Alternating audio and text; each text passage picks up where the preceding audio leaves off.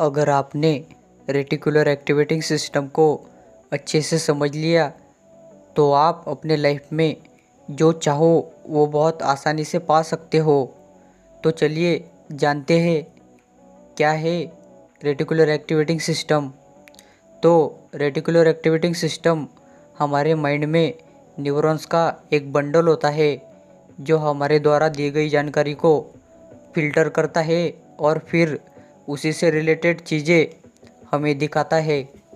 हम हमारे पांचों सेंसेस से जानकारी इकट्ठा करते हैं और फिर वो हमारे रेटिकुलर एक्टिवेटिंग सिस्टम में जाकर हमें उस जानकारी से रिलेटेड चीज़ें बाहर की दुनिया में दिखती है।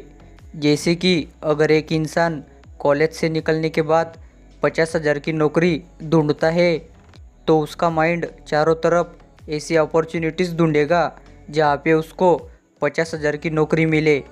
भले ही सामने 1,00,000 की नौकरी हो लेकिन उसे 50,000 की नौकरी ही दिखेगी क्योंकि उसने उसके माइंड को 50,000 की नौकरी की ही कमांड दी है। वही अगर दूसरा इंसान अपने माइंड को ये कमांड दे रहा है कि मुझे 15,000 की नौकरी चाहिए तो उसका माइंड यानी रेटिकुलर एक्टिवेटिंग सिस्टम ऐसी अपॉर्चुनिटीज़ ढूंढेगा जिसमें उसे 15,000 की ही नौकरी मिले और ऐसी ही अपॉर्चुनिटी उसे हर जगह दिखेगी। तो ये पूरा आपके ऊपर है कि आप अपने माइंड को किस तरह की कमांड देते हो।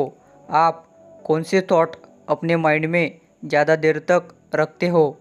इसीलिए जो चीज़ आपको चाहिए या जो भी आपका गोल है वो अपनी आँखों के सामने दिन भर रखे ताकि वो आपके रेटिकुलर एक्टिवेटिंग सिस्टम में जाए और आपके गोल पूरे होने के चांसेस बढ़े। Thank you.